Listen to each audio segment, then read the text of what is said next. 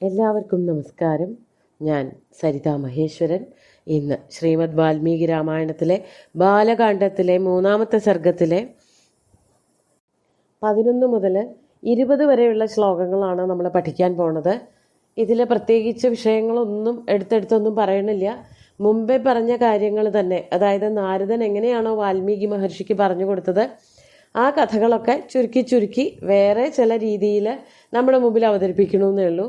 ഒരു ലിസ്റ്റ് പറയൽ തന്നെയാണ്. കഥകൾ എന്തൊക്കെയാണ് വർണ്ണിക്കാൻ പോണത് എന്നുള്ളത് വാൽമീകിയുടെ മനസ്സിൽ എങ്ങനെയാണോ തെളിഞ്ഞു വന്നത് അതേപോലെ വർണ്ണിക്കുകയാണ് ചെയ്യുന്നത്. നമുക്ക് ആദ്യം 11-ാമത്തെ ശ്ലോകം നോക്കാം. നാനാ ചിത്രകഥാശ്ചാന്യ വിശ്വാമിത്ര സഹായനേ ജാനക്യാശ്ച വിവാഹം ച ധനുഷശ്ച വിഭേദനം. ഇവിടെ പറയാണ് നാനാ ചിത്രകഥാശ്ചാന്യ. സംസ്കൃതത്തിൽ നാനാ ചിത്രാഹ കഥാശ്ചാന്യ എന്ന് മാറ്റിയാ പറയണത്. വിവിധ തരത്തിലുള്ളതായ കഥകൾ, അതായത് രാമായണം, സംസ്കൃത രാമായണത്തിൽ എഴുതിയ പാഠമായിരിക്കും കുറച്ചുകൂടി ശരി തോന്നുന്നു. നാനാ ചിത്രാഹ, പലതരത്തിലുള്ള വിചിത്രങ്ങളായിട്ടുള്ള കഥാഹ, ശ്രീരാമനെ സംബന്ധിച്ചിട്ടുള്ളതായ കഥകൾ, അതുപോലെ തന്നെ മറ്റു കഥകൾ, മറ്റു സംഭവങ്ങൾ. വിശ്വാമിത്ര സഹായനേ എന്ന് പറഞ്ഞാൽ വിശ്വാമിത്രൻ്റെ കൂടെ ഉണ്ടായ യാത്ര എന്നായിരിക്കണം. സഹ അയനം. വിശ്വാമിത്രൻ ഇവിടെ നിന്ന്, അതായത് കാട്ടിൽ നിന്ന്, സിദ്ധാശ്രമത്തിൽ നിന്ന് ദശരഥന്റെ അടുത്ത് വന്നിട്ട് രാമനെ കണ്ട, രാമനെയും കൊണ്ടാണല്ലോ, രാമനെയും ലക്ഷ്മണനെയും കൊണ്ടാണ് തിരിച്ചു പോണത്. അതാണ് സഹായനം. അങ്ങനെ വേണം വ്യാഖ്യാനിക്കാൻ. അതിനുശേഷം അവിടെ നിന്ന് ആ യാഗമൊക്കെ സംരക്ഷിച്ചതിന് ശേഷം അവിടെ നിന്ന് പോയിട്ട് എന്താണ് ഉണ്ടാവുന്നത്?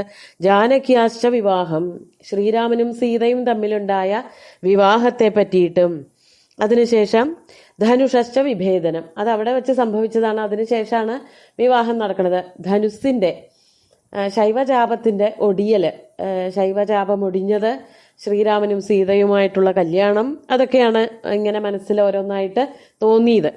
അടുത്ത ശ്ലോകം 12-ാമത്തേത്. വെറുതെ ഇങ്ങനെ ഒരു കണക്ക് അവതരിപ്പിക്കണ പോലെയുള്ളൂ ഇതൊക്കെ.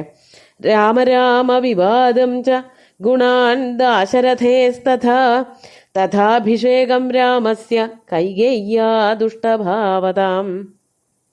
അതിനുശേഷം സംഭവിച്ചത് രാമ വിവാദം.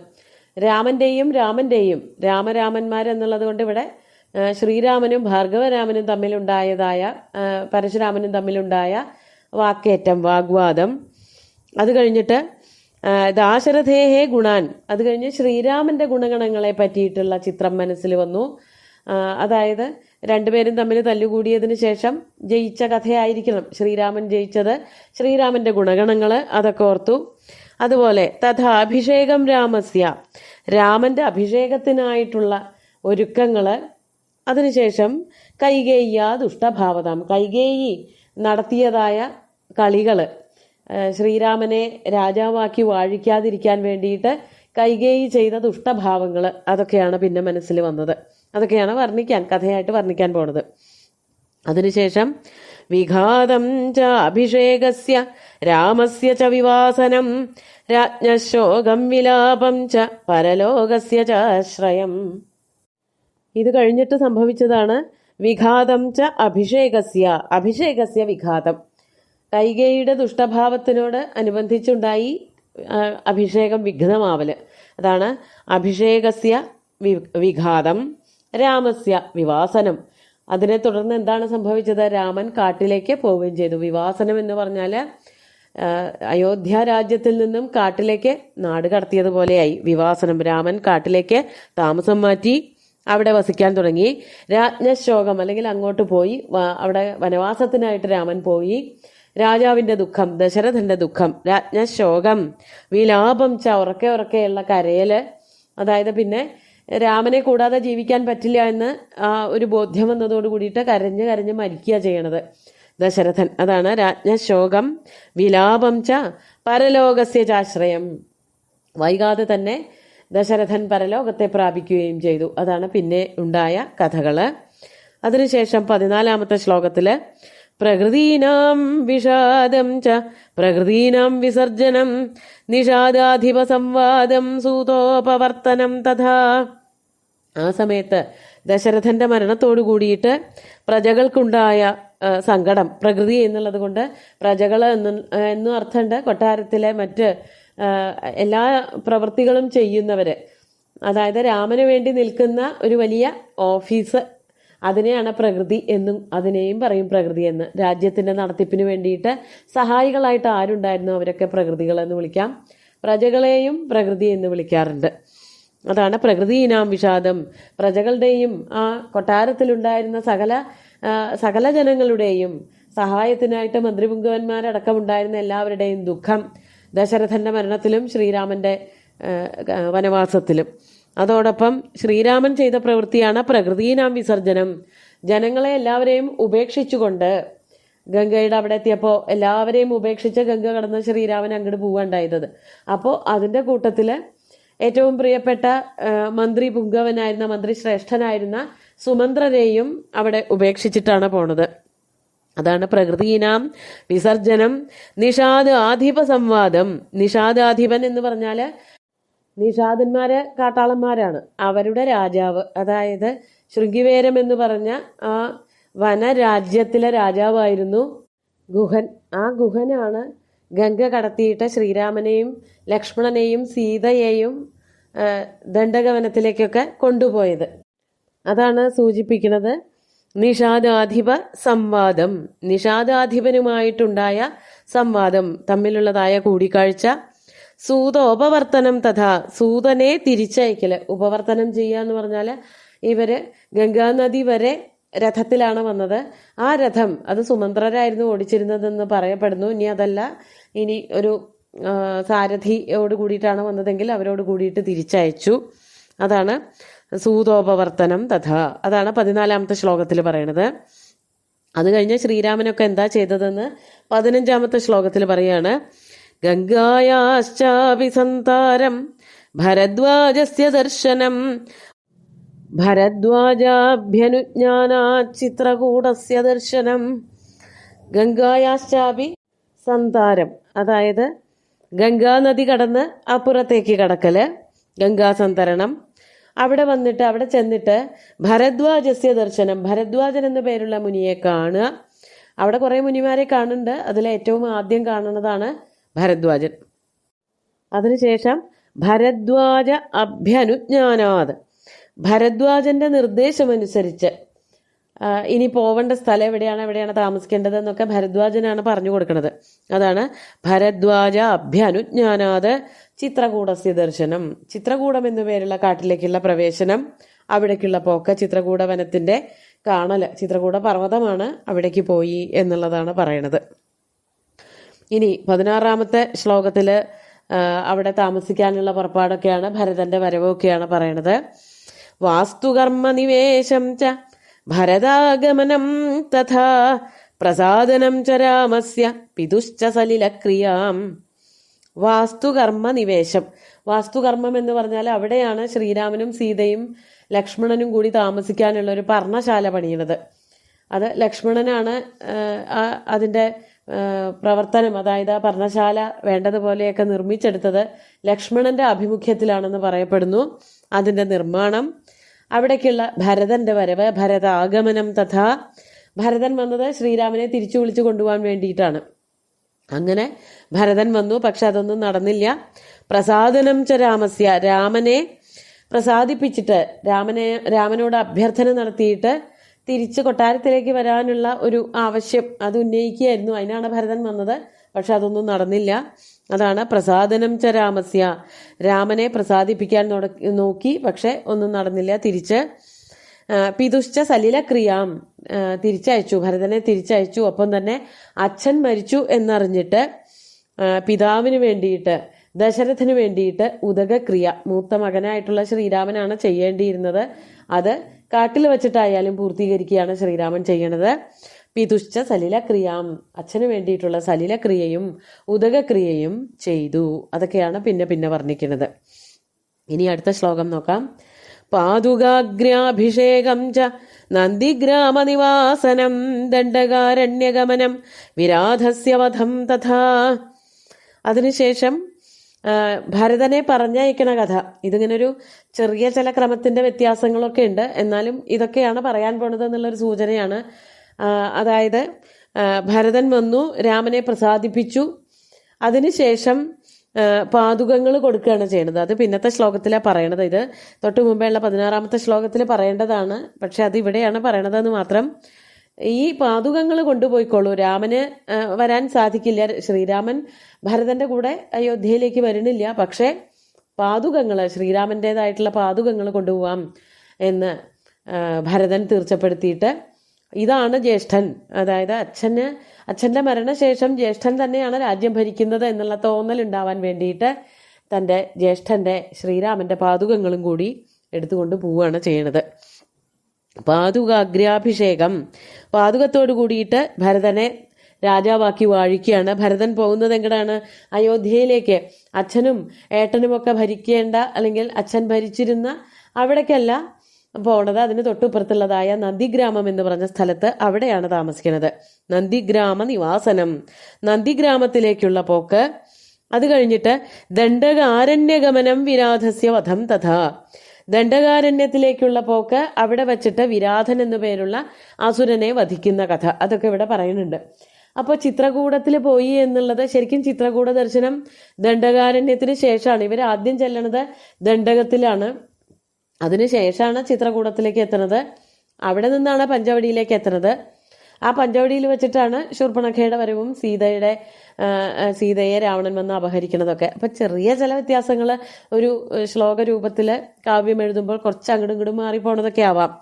അങ്ങനെ ദണ്ഡകാരണ്യം മുഴുവനും നോക്കിക്കാണുക, അവിടേക്കുള്ള പോക്ക, യാത്ര.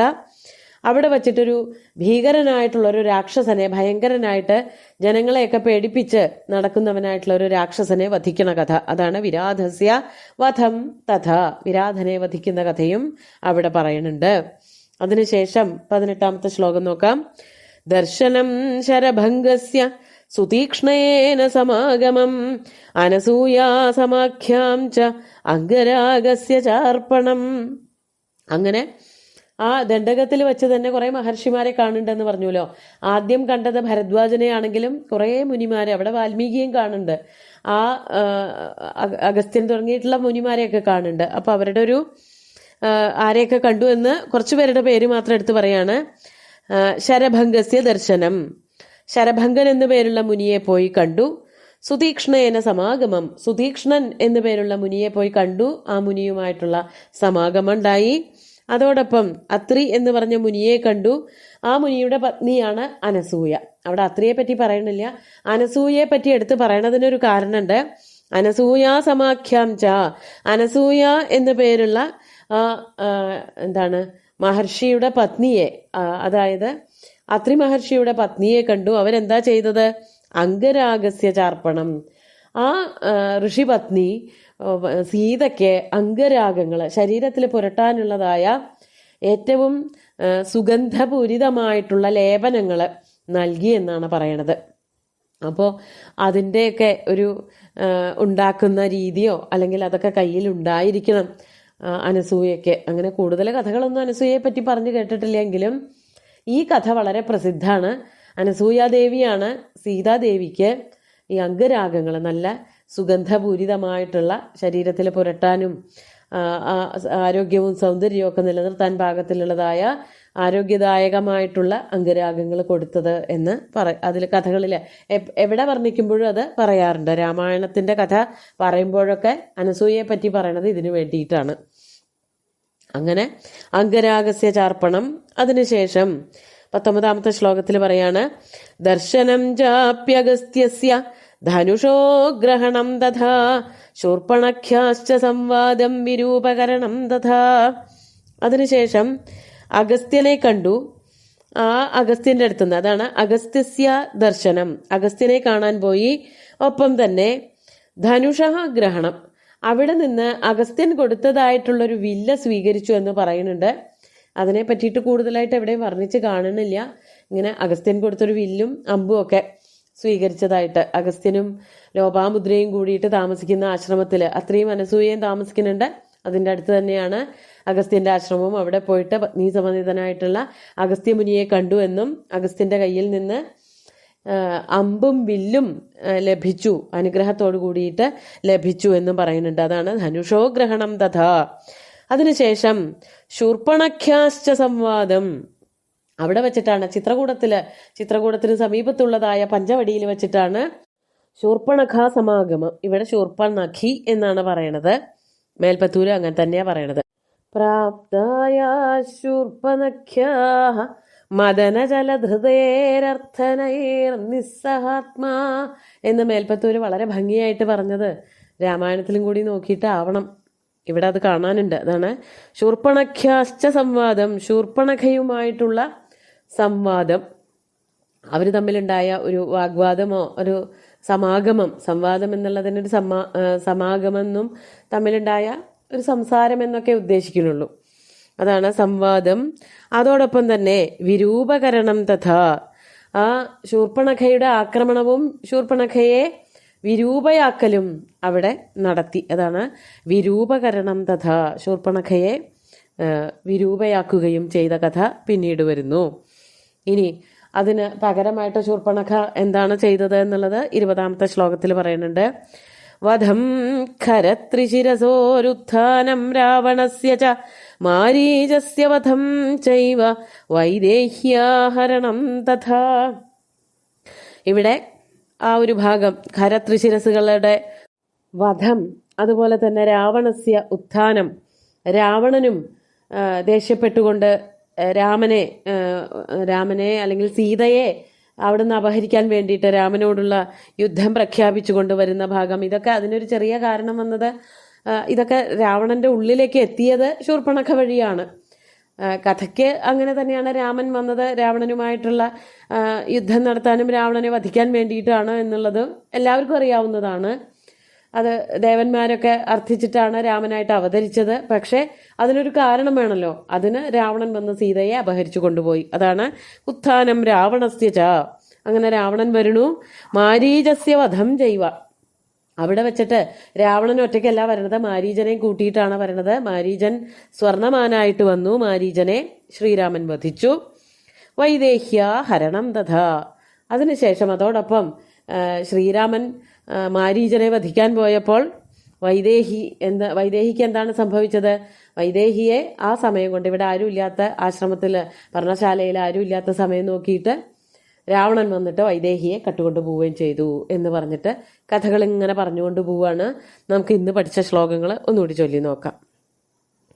നാനാചിത്രാഃ കഥാശ്ചാന്യ വിശ്വാമിത്ര സഹായനേ ജാനക്യാശ്ച വിവാഹം ച ധനുഷശ്ച വിഭേദനം രാമ വിവാദം ച ഗുണാൻ ദാശരഥേസ്തഥാ തഥാഭിഷേകം രാമസ്യ കൈകേയ്യാ ദുഷ്ടഭാവതാം വിഘാതം ചാഭിഷേകസ്യ രാമസ്യ ച വിവാസനം രാജ്ഞശോകം വിലാപം ച പരലോകസ്യ ചാശ്രയം പ്രകൃതീനാം വിവാദം ച പ്രകൃതീനാം വിസർജനം നിഷാദാധിപസംവാദം സൂതോപവർത്തനം തഥാ ഗംഗായാശ്ചാപി സന്താരം ഭരദ്വാജസ്യ ദർശനം ഭരദ്വാജാഭ്യനുജ്ഞാനാചിത്രകൂടസ്യ ദർശനം വാസ്തുകർമ്മനിവേശം ച ഭരതാഗമനം തഥാ പ്രസാദനം ച രാമസ്യ പിതുശ്ച സലിലക്രിയാം പാദുകാഗ്രാഭിഷേകം ച നന്ദിഗ്രാമനിവാസനം ദണ്ഡകാരണ്യഗമനം വിരാധസ്യ വധം തഥാ ദർശനം ശരഭംഗസ്യ സുതീക്ഷ്ണേന സമാഗമം അനസൂയാസമാഖ്യാം ച അംഗരാഗസ്യ ചാർപ്പണം ദർശനം ചാപ്യഗസ്ത്യസ്യ ധനുഷോ ഗ്രഹണം തഥാ ശൂർപ്പണഖ്യാശ്ച സംവാദം വിരൂപകരണം തഥാ വധം ഖരത്രിശിരസോരുത്ഥാനം രാവണസ്യ ച മാരീചസ്യ വധം ചൈവ വൈദേഹ്യാഹരണം തഥാ. ഇങ്ങനെ ശ്രീരാമകഥയിൽ വന്ന പല പല കഥകള് ഒരുമിച്ച് ഇങ്ങനെ പറഞ്ഞു എന്നേ ഉള്ളൂ. ഇനിയും അതൊക്കെ തന്നെയാണ് തുടരണത്. ഈ ശ്ലോകങ്ങളെല്ലാം തന്നെ ഭഗവാൻ ശ്രീരാമചന്ദ്രന്റെ കാൽക്കൽ അർപ്പിച്ചുകൊണ്ട് ഗുരുവായൂരപ്പനെ സാഷ്ടാംഗം നമസ്കരിച്ചുകൊണ്ട് എല്ലാവർക്കും ശുഭദിനം നേർന്നു നിർത്തട്ടെ. നന്ദി.